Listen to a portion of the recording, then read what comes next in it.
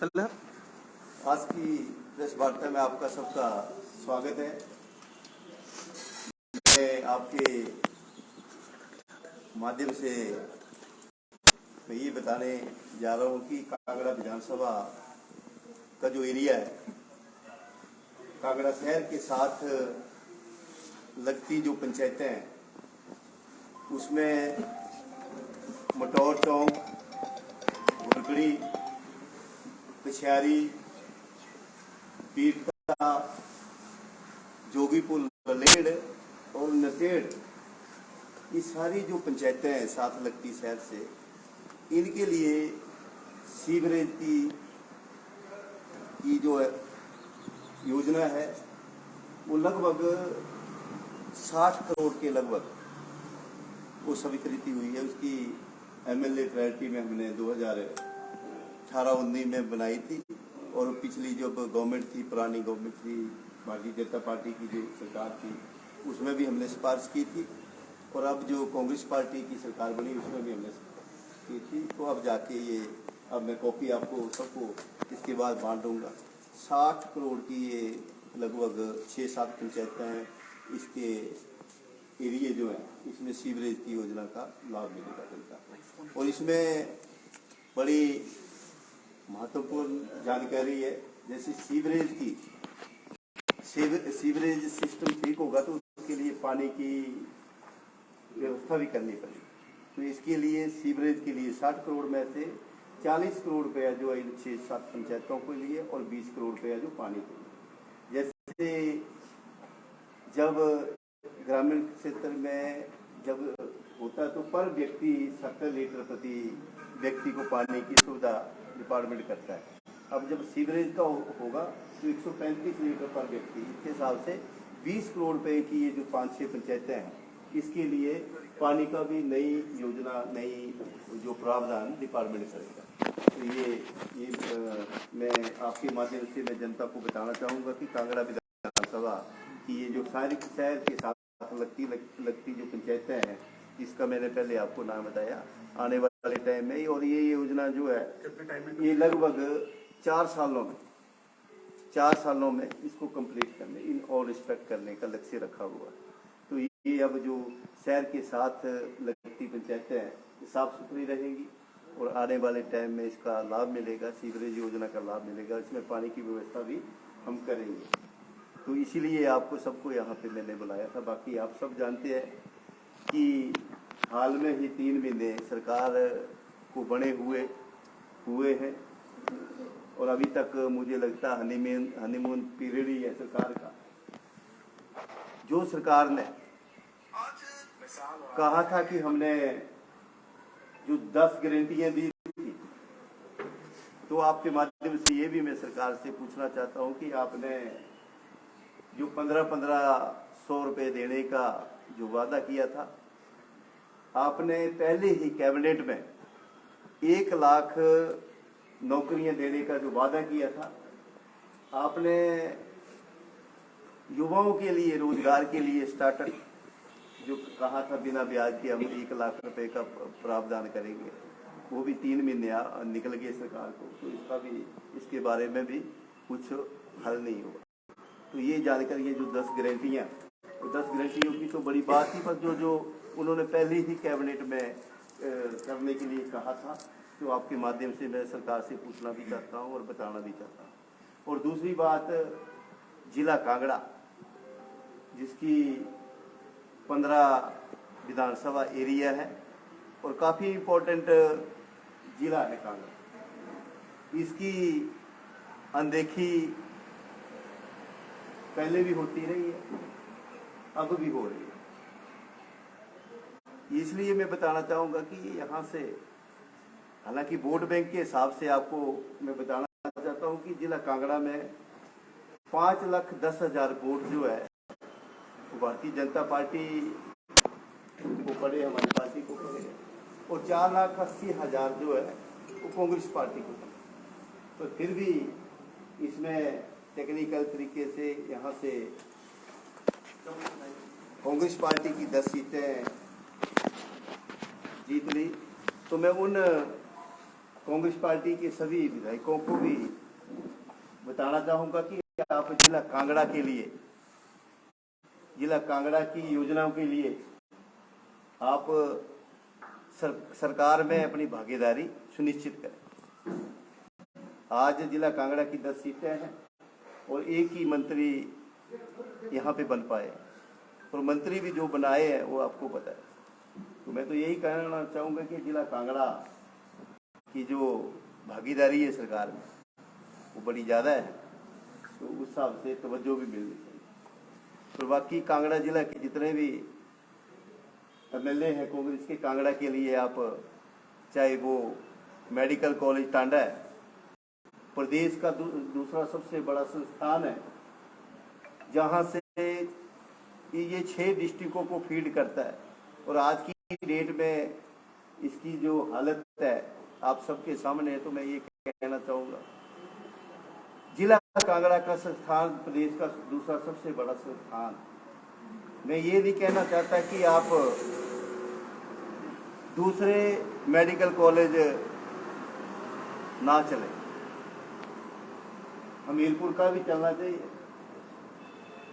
आपका चंबा का भी चलना चाहिए, आपका नाहन का भी चलना चाहिए। पर ये भी नहीं है आप टांडा मेडिकल कॉलेज के जो डॉक्टर हैं, जो प्रोफेसर हैं, असिस्टेंट प्रोफेसर हैं, इसकी आप ट्रांसफर करें। और यहाँ जो हालत है आज की डेट में, established hospital medical college Tanda और इसकी अनदेखी, तो मैं सभी विधायकों से कहना चाहूँगा कांगड़ा वालों कि आप ये दूसरा सबसे बड़ा संस्थान है, इसकी बेकदरी ना हो, और जैसे चला था वैसे चले, इसके लिए आप सभी आवाज़ उठाएं। मैं तो चाहे पहले दूसरी पार्टी में था, इनकी पार्टी में था, तब भी मैं कांगड़ा की आवाज़ उठाता था, टांडा मेडिकल कॉलेज की आवाज़ उठाता था, आज भी। और मैंने विधानसभा में भी कहा कि कुछ एक ऐसे लक्ष्य होते, कुछ एक ऐसे डिपार्टमेंट होते, संस्थान होते, उसके लिए राजनीति की जरूरत नहीं है। राजनीति करने को और कई होते हैं, पर इस पे हेल्थ को लेके, स्वास्थ्य को लेके राजनीति, तो इसीलिए मैं आपके समक्ष में आज इस प्रेस वार्ता में आपके समक्ष, बाकी आप जो भी। काजल जी, आपने टांडा मेडिकल कॉलेज का भी सवाल उठाया है यहाँ पर। बीते ही कल वहाँ पर 400-450 से भी ज़्यादा का जो स्टाफ था, जो आउटसोर्स स्टाफ था, वो एकदम से निकाल दिया है। उसको लेकर आप लोगों का यानी विपक्ष का क्या स्टैंड है? क्योंकि अचानक से अगर इतने मात्रा में स्टाफ निकल जाता है तो जाहिर सी बात है वो व्यवस्था तो एकदम से बैठ जाएगी। देखिए, ये जो सवाल है आपका इतना इम्पोर्टेंट है। मैं ये सारी व्यवस्था, सारी जो व्यथा जो बता रहा हूँ, इसलिए बता रहा हूँ, ये जो कल की लगभग 300-350 के लगभग जो जितने भी जो वहाँ पे लगे थे, और कब लगे थे? कोविड काल में लगे थे, और कल से उनको एकदम फरमान आता है कि आपको निकलना पड़ेगा।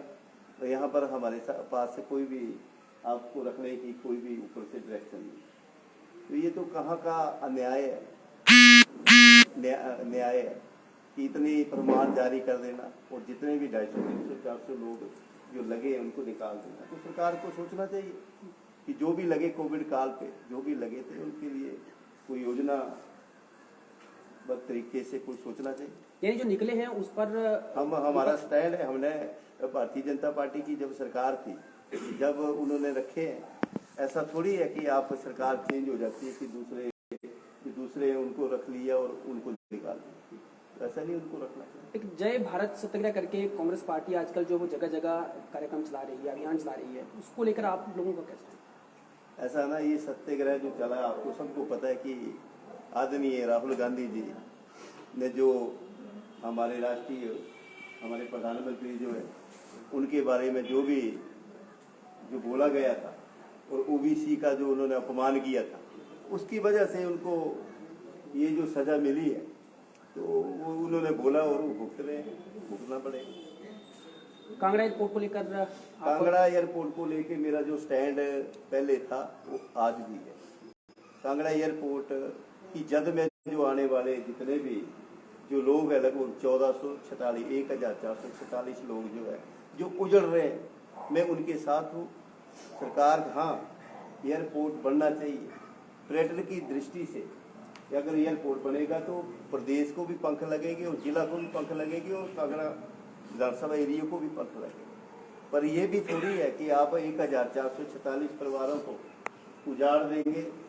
गग्गल जो बाजार है उसमें लगभग छोटे बड़े कारोबारी है, हजारों करोड़ों की टर्नओवर है, उसको उजाड़ कर आप एयरपोर्ट बनाते हैं। तो मेरा स्टैंड है, मैं आदरणीय माननीय मुख्यमंत्री जी से भी इस बारे में बात की है कि आप जो ये एस्टेब्लिश्ड बाजार है, ये जो 1446 जो लोग हैं ये उजड़ेंगे कहाँ जाएंगे। उनसे मैंने बात की है, विधानसभा में मैं बारंबार इसको बात भी करता हूँ, क्वेश्चन भी लगाया था। उसके बारे में सरकार आने वाले दिनों में क्या करती है उसका सर आप क्या चाहते हैं कि क्या करना चाहिए सर? इसको लेके आपके पास क्या योजना? मैंने तो ये कहा है कि ठीक है एयरपोर्ट बनना बहुत जरूरी है, पर ये जो 1446 को उजाड़ कर बनना कहाँ पे तक संकट, इसको आप हमने दूसरी कांगड़ा विधानसभा एरिया में ही बोर्ड क्वालू में खाली भूमि है, वहाँ पे कोई भी विस्थापित नहीं होगा। आप वहाँ पे 3100 मीटर की जगह आप 5000 मीटर की हवाई पट्टी बना दो, वहाँ बन सकती है। तो यहाँ गग्गल से वो भी 15 किलोमीटर पड़ता है, तो उजाड़ने से बजाय अगर बनाना ही है तो वहाँ पे वो भी चंगर एरिया है, वो भी विकसित हो जाएगा अगर आपने बनाना ही। और वहाँ पे जितनी भी अगर 5000 की पट्टी भी बनाओगे, 3000 की पट्टी बनाओगी, कोई भी व्यक्ति वहाँ पे विकसित नहीं होगा। यहाँ तो पोजीशन ये है, पहले पोंगवान से विस्थापित हुए तो दोबारा फिर हो गए। ऐसी हमने विधानसभा में भी कहा है और माननीय मुख्यमंत्री जी को कहा कि आप ये जो 1446 परिवार जो उजड़ रहे हैं और बाजार जो उजड़ रहा है, ये यहाँ पे हार्डवेयर का काम है, आपका वर्कशॉप का काम है, आपका फर्नीचर का काम है, ये सारे छोटे बड़े दुकानदार 800 के लगभग हैं। तो ये सारा यहाँ पे अगर बड़ा एयरपोर्ट बनता है तो यहाँ पे बहुत ज़्यादा नुकसान हो रहा है। और यहाँ पे जो फर्टाइल लैंड है, सब्जी भाजी लगाने वाले गरीब आदमी, आम आदमी, ठीक है, मतलब कई लोग तो जहाँ पे जो बड़े लोग हैं उनकी ज़मीन तो ठीक है, कहीं और जगह भी होगी, वो वहाँ यहाँ से कहीं विस्थापित होंगे, उनको पैसे भी मिलेंगे जो भी सरकार का होगा। तो दूसरी कई लोग तो उनके पास जो है वही भूमि है, फसाइल है, और वही अपनी रोजी रोटी कमाते हैं। तो इससे ये मेरी पीड़ा है कि अगर ये उजड़ते हैं तो इनका क्या किया। तो माननीय मुख्यमंत्री जी से मैंने बात भी की थी, तो माननीय मुख्यमंत्री ने ये कहा था कि आप इसके लिए जगह देखो, ये जितने भी लोग कहाँ विस्थापित हो सकते हैं। तो मैंने उनको कहा था कि सरकार आपकी है, अधिकारी आपके हैं, कर्मचारी आपके हैं, ये तो आपको ही करना पड़ेगा। तो मेरा स्टैंड लगभग उनको जो उजड़ने वाले उनके साथ। काजल जी, सरकार को बने हुए 100 दिन से ज़्यादा का वक्त हो चुका है और कांगड़ा में क्या कुछ सरकार ने दिया है, कितने मंत्री दिए हैं, तो सभी के सामने सार्वजनिक है। दूसरी बड़ी बात, मुख्यमंत्री खुद भी कह रहे हैं कि वो खुद भी कांगड़ा के हैं और कांगड़ा को पर्यटन राजधानी के तौर पर विकसित करेंगे। विपक्ष का क्या स्टैंड है? क्या सवाल उनसे पूछा है कि ऐसी क्या आप लोगों के पास रणनीति है कि आप कांगड़ा को पर्यटन राजधानी बनाएंगे, और जो पहले से राजधानी है उसका क्या? देखिए, ये तो उन्होंने जो कहा है पर्यटन की राजधानी हम यहाँ पे बनाए, हम उनका स्वागत करते हैं। पर इससे पहले भी उनकी सरकार ने, कांग्रेस सरकार ने धर्मशाला को राजधानी बनाया था, उसके बारे में भी चुकी है। अब ये पर्यटन की दृष्टि से दूसरी राजधानी बने, अब बनेगी, कब बनेगी, क्या बनेगा, ये तो आने वाला टाइम बताएगा, समय बताएगा। सर, आपने कहा कांगड़ा के 6 लगभग पंचायतों को सीवरेज के साथ जोड़ रहे हैं। कांगड़ा शहर की सीवरेज की दयनीय हालत है, उस पर आप क्या करने जाएंगे? ये जो देखिए, ये जो सीवरेज की जो हालत है दयनीय है, आपको पता, जब से 2012 में कांगड़ा विधानसभा की जनता ने मुझे आशीर्वाद दिया, ये सीवरेज का जो काम शुरू हुआ था 2000 से लेके चला हुआ था।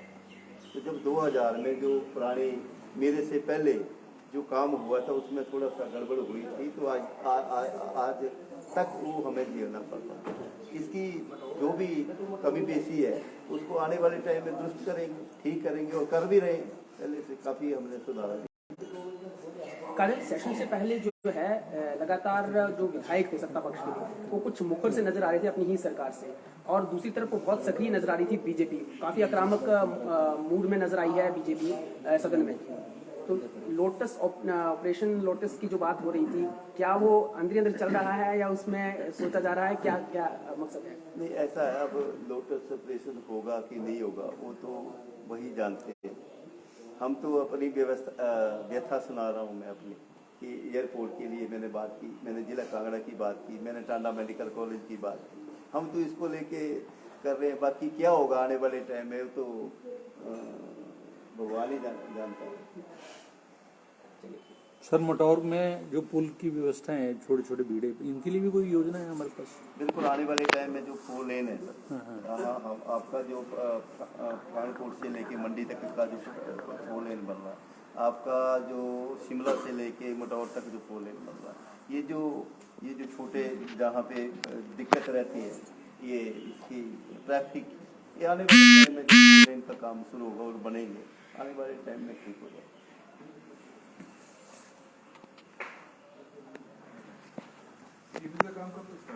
सीवरेज का काम बहुत जल्दी स्टार्ट हो जाएगा और 4 सालों में इन और रिस्पेक्ट तैयार हो, इन 6-7। Thank you.